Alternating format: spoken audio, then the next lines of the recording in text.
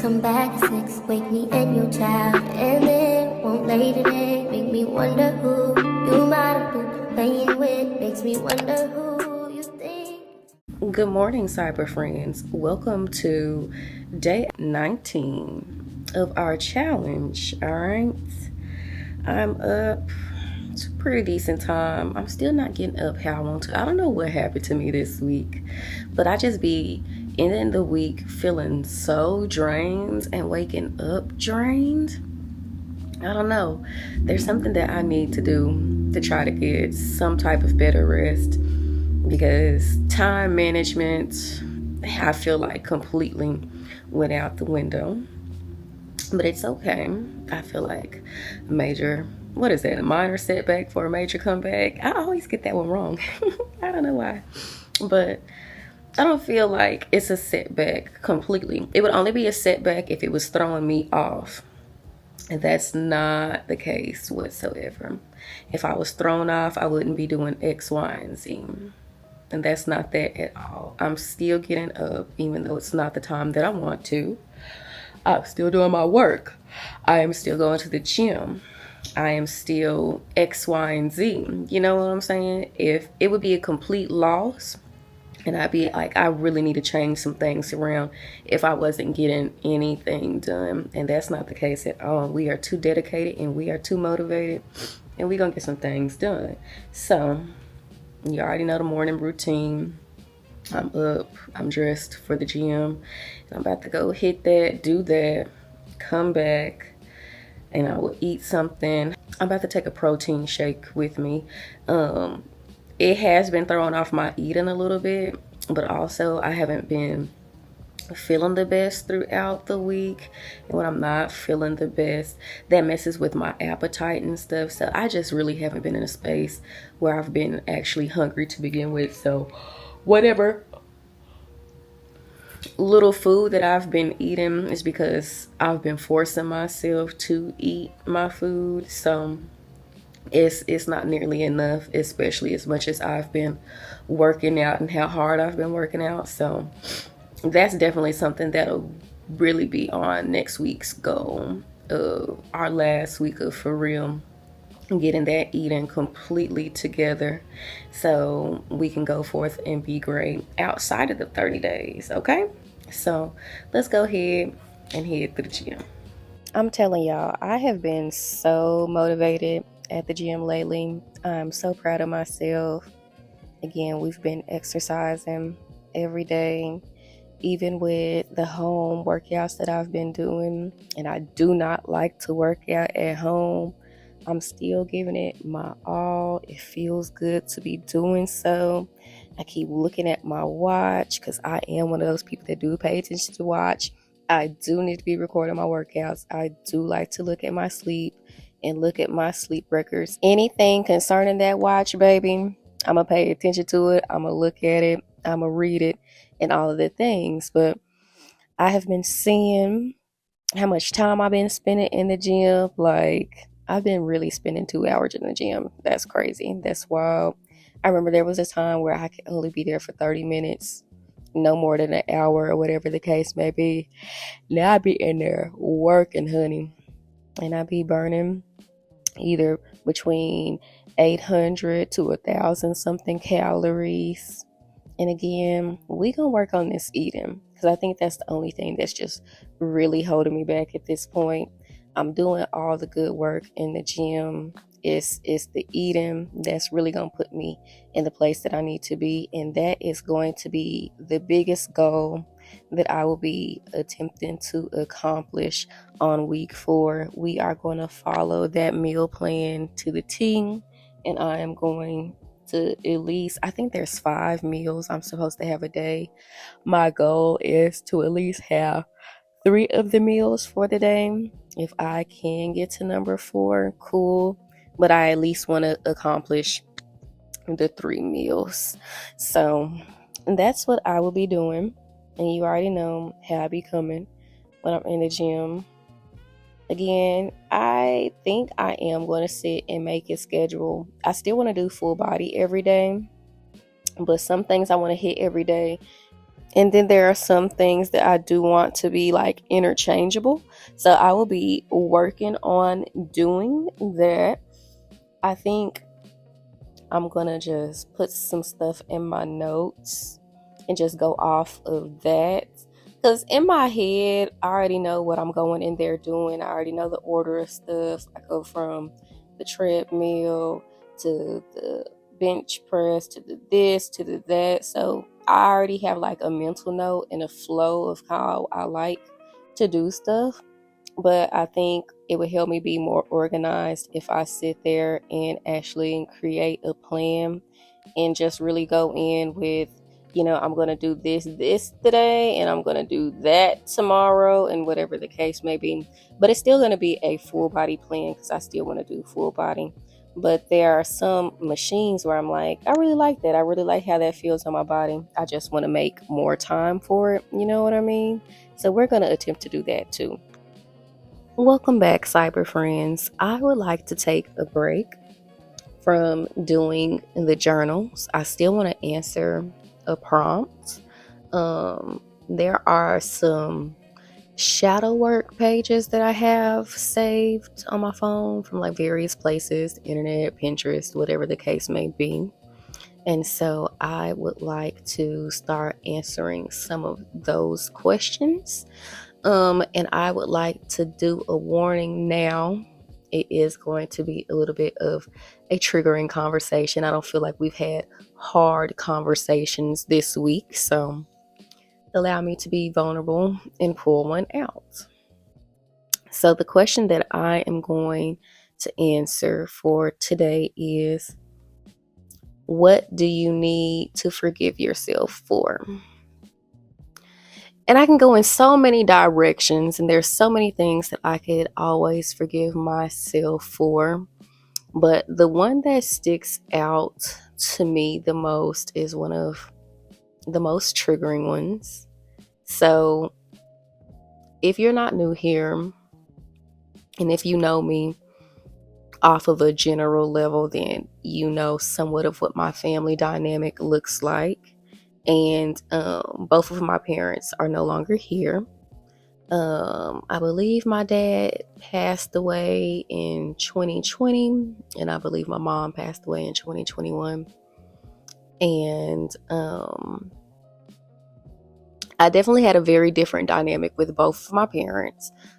I had more of a relationship with my dad because it seemed like my dad wanted more to be a parent versus my mom. She did not want to be a parent in any way, shape, or form.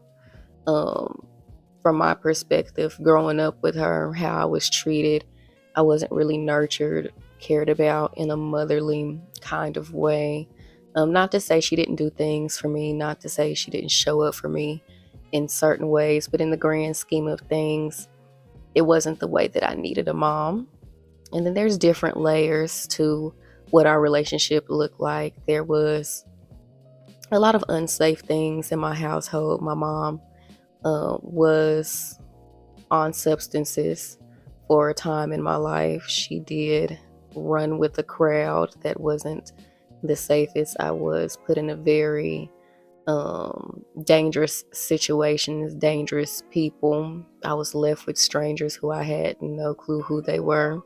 Just a different kind of lifestyle, but we won't get all the way into that.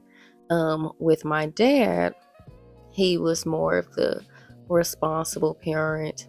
But with him being more of the responsible parent, he was the more anal parent, the parent with all the rules. And you must follow everything I say. And not to say he didn't give love. My dad did give love.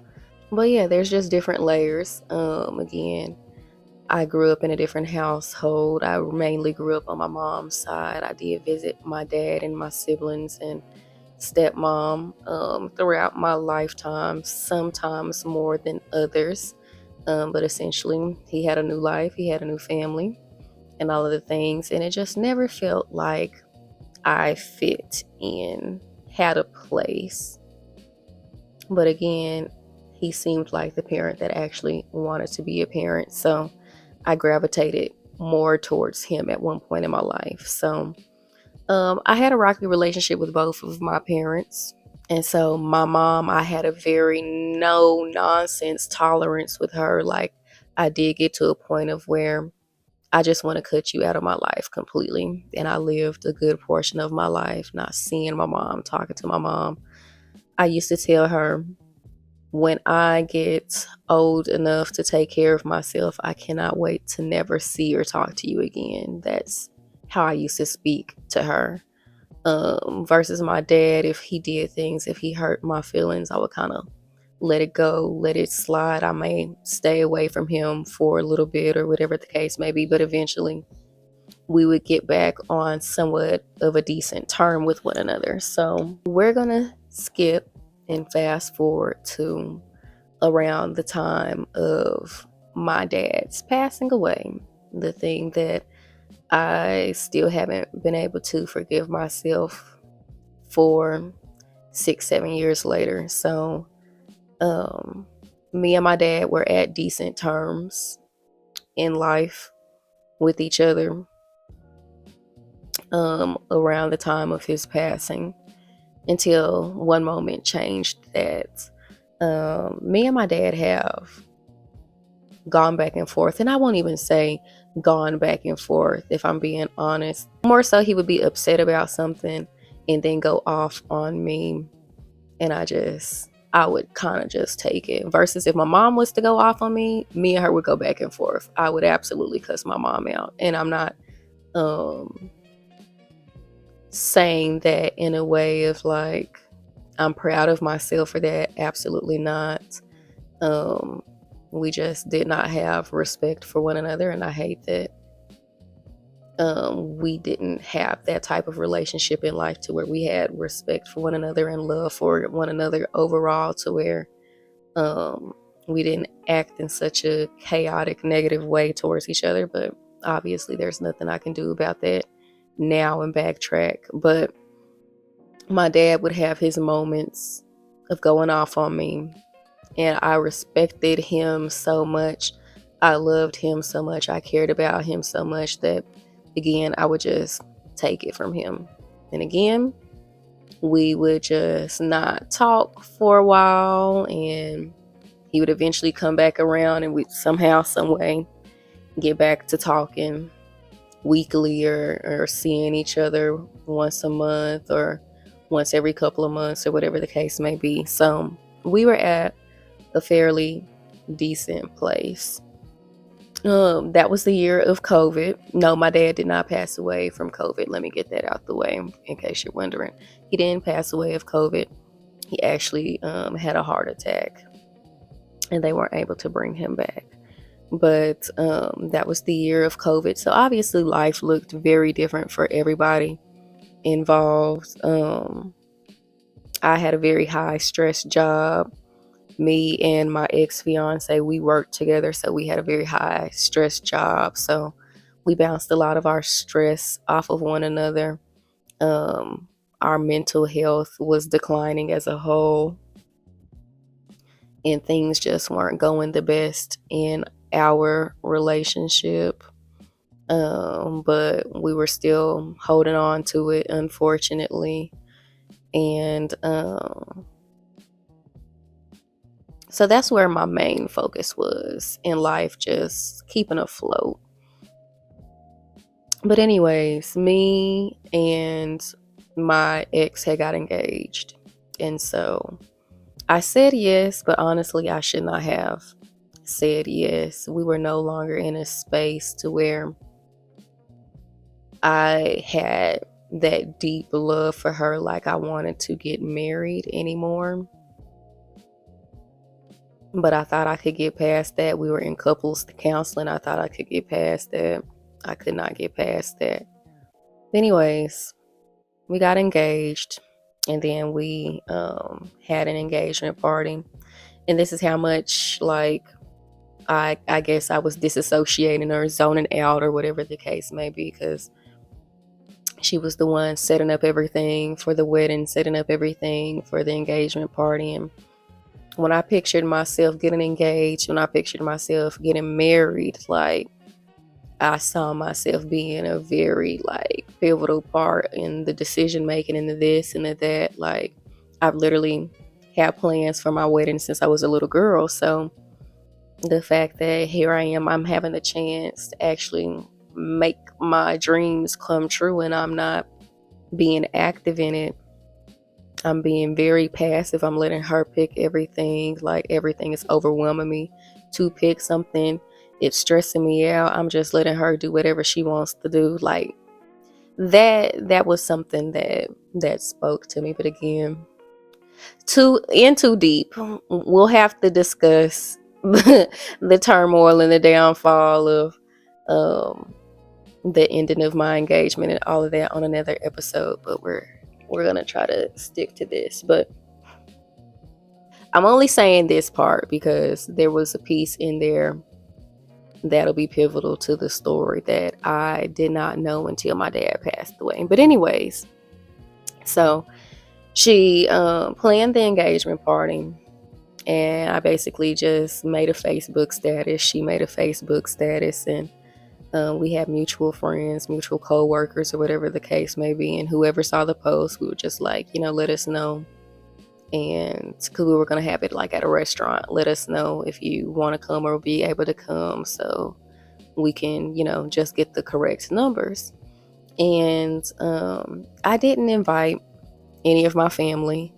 I honestly have always just envisioned that when it comes to my sexual orientation and the decisions that I make based towards that, like my family doesn't express a disdain towards it, but you can also tell that they don't care um about the decisions that I make. Like when I called my grandma and I told her that I was engaged, I just know it would have been a totally different reaction if I was marrying a man. I called her. I'm all excited. Granny, guess what? I'm getting engaged. I'm engaged. I got to send you a picture of my ring. I'll show you my ring when I come home. And her first response to me was like, are you sure? Marriage is a lot of work. Okay, whatever makes you happy. Just know it's a lot of work. And that absolutely did hurt my feelings, the response that I got from her, for the simple fact of like, my grandma is the person that everybody goes to for stuff like that. Like all the weddings and stuff in my family, my grandma is immediately the person. All right, we need to do this, we need to do that. What colors we do? Like she's gonna plan it and pick it and set everything up for you and help you. And so here I am telling my grandma, and her response was not to help me. It was borderline to like get me to change my mind without saying change your mind, don't do that. So again, I just know it'll be a different response if I was with a man. And again, my family doesn't just come right out and be like, we're homophobic or whatever the case may be. Like even when it comes to them meeting my partners, like they're very cordial, but they're very nice. They honestly treat my partners better than they have ever treated me in life. Like they're like my partner is the actual niece and the granddaughter and the cousin and whatever the case may be. So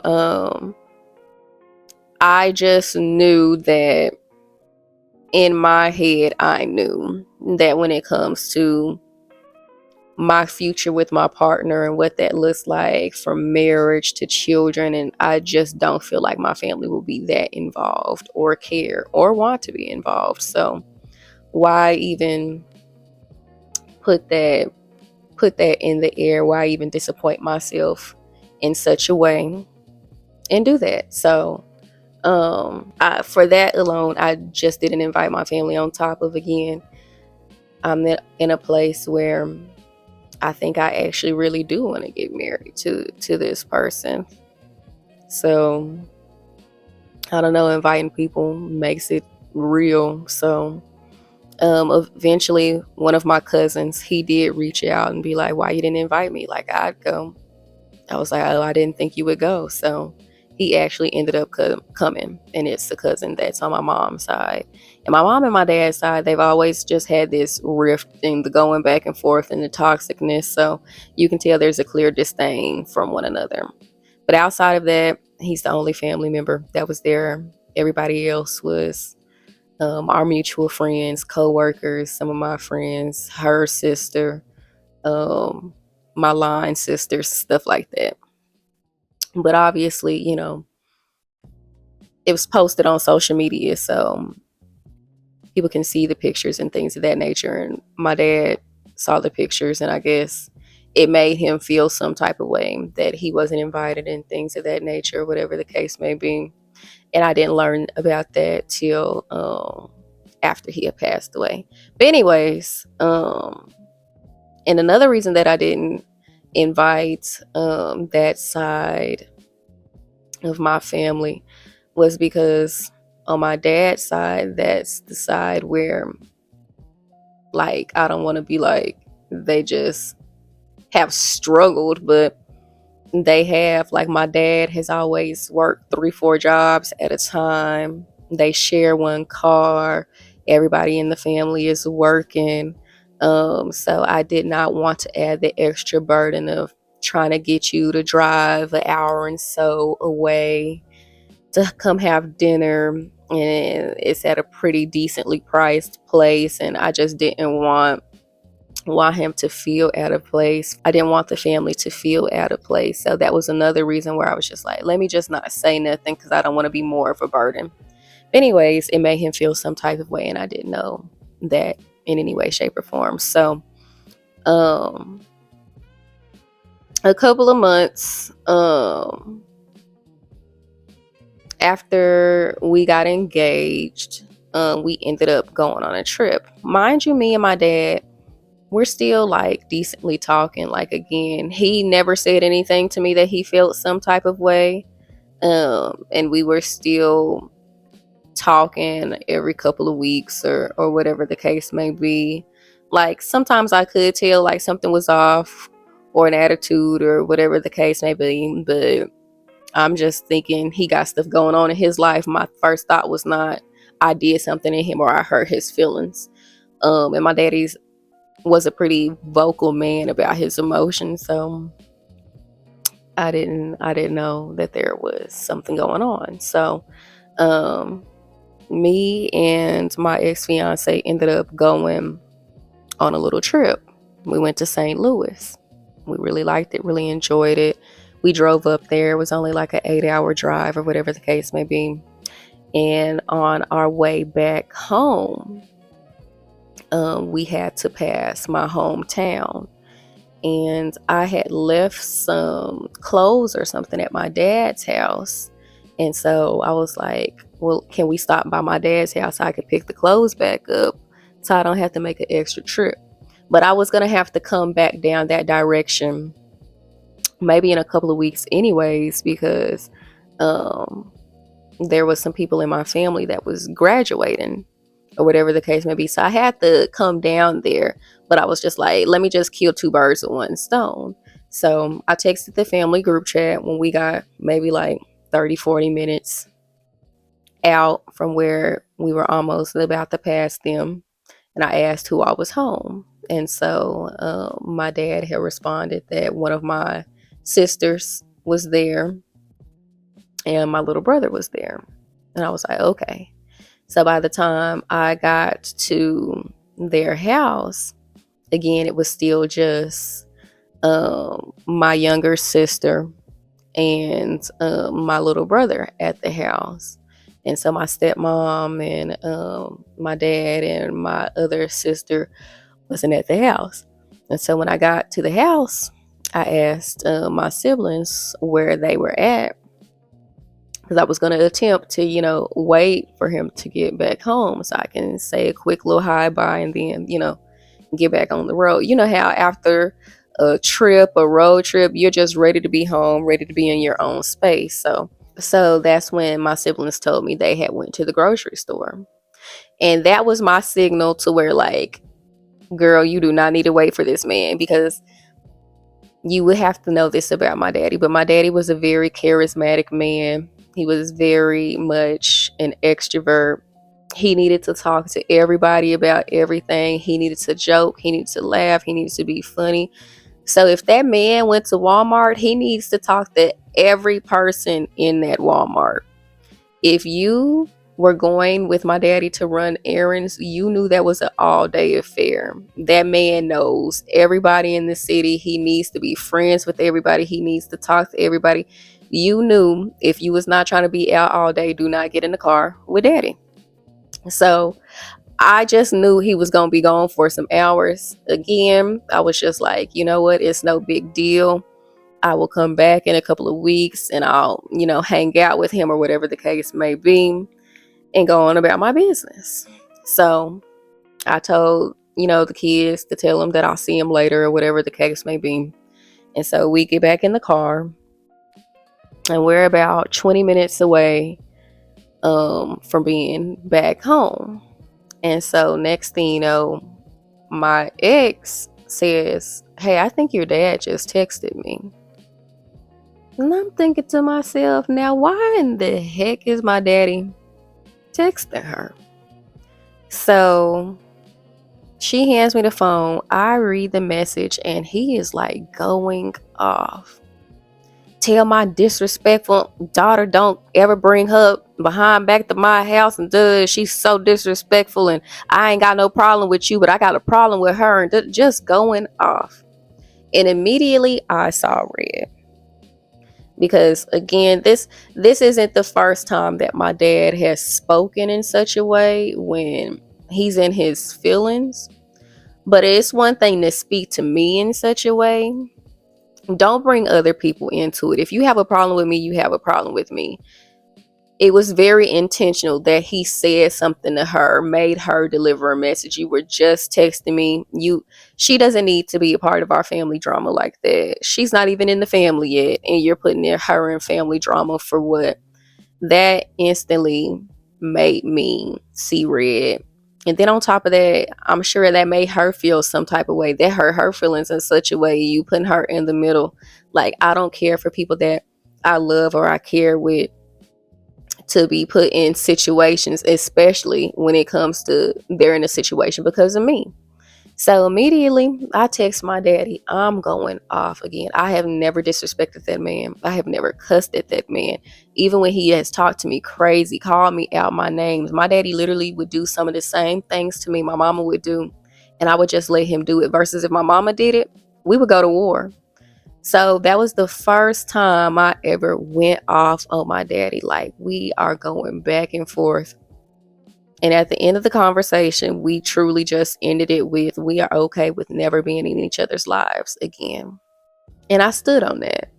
And he stood on that. Here's the part I can't forgive myself for when it comes to standing on that. We had that conversation. Again, that was the first time I've ever talked to that man in such a way. And we said we'll never talk to each other again. And then my dad passed away 5 days later. So that one's like very hard for me to forgive myself on, because I literally feel like my daddy died hating me. And I don't know if y'all are into like the spiritual things, the afterlife and things of that nature, but I would like to say that I'm a good balance between the spiritual and the religious world. But for a whole year straight,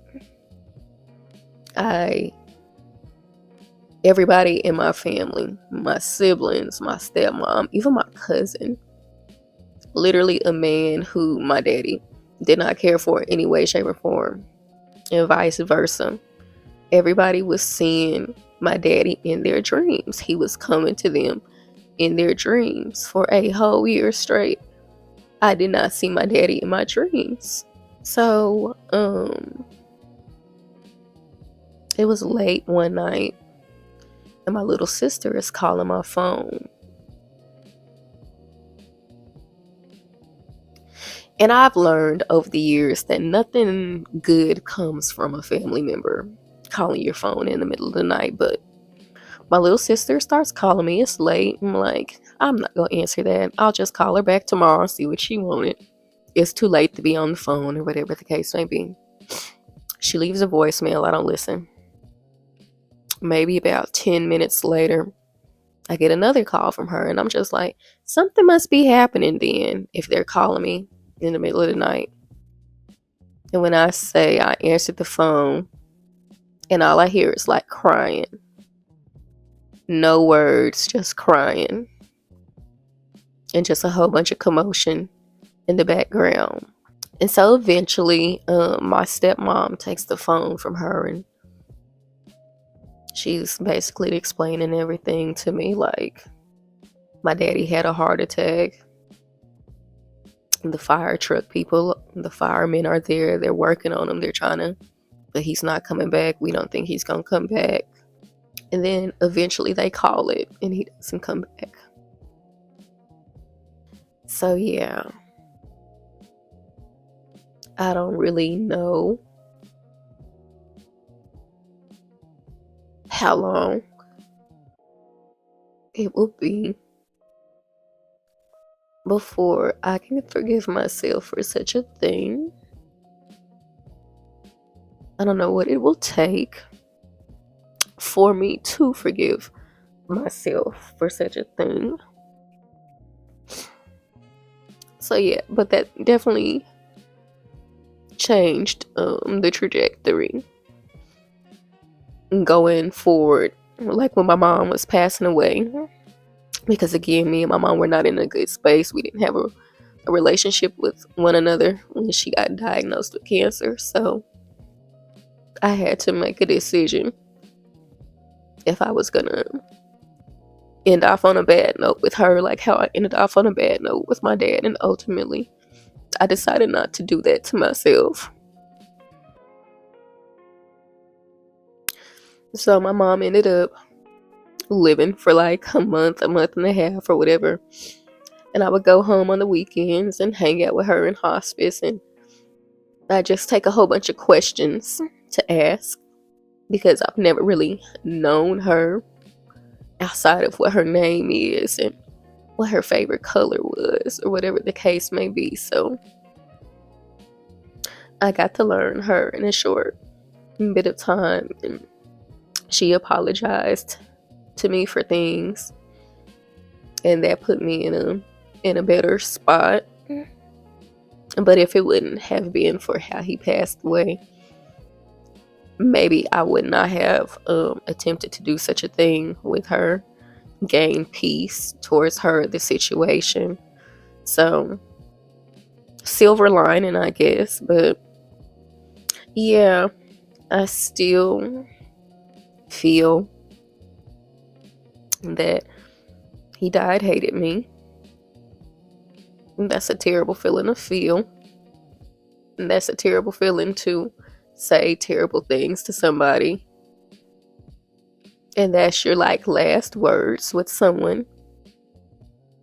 Again, he's said words before, and eventually we were able to get past that. So to know that we'll never in life be able to get past that.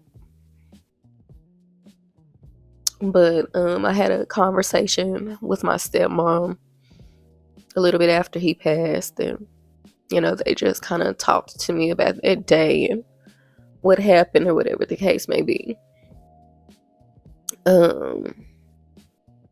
Apparently, again, that's when I discovered my dad's feelings was hurt, that I didn't invite him to my engagement party. And then also, like maybe 3 or 4 months before my dad passed away, his mom passed away, my grandma. And so I can't remember if it was the day that he actually passed away, or I think it was the day that me and him went off on each other. I think it was that day. But I think My stepmom had said that he forgot that his mom passed away and he really wanted to call his mom and tell her something, and then he was trying to call her and she didn't answer. That's him when he remembered that she wasn't here anymore. And so that really hurt his feelings earlier in that day. And I guess me leaving without waiting for him to come home or whatever was like the straw that broke the camel's back. So he kind of took that frustration out on me or whatever the case may be. So not to give excuses, but to like put in perspective, I guess. But again, I don't know what forgiveness will look like. And I hope that one day I can release that and forgive myself for that. But that one's just a very hard one for me. And that's a lot. So we're going to leave it there and call it a day. And we'll be in better spirits tomorrow. We'll have a fun, free conversation tomorrow, as it's going to be our check-in day. So as we start our last week on the journey. So can't wait to see you tomorrow if you come back. And if you don't, you gonna stop right here. I understand. I will stop right here too, girl. But have a great night.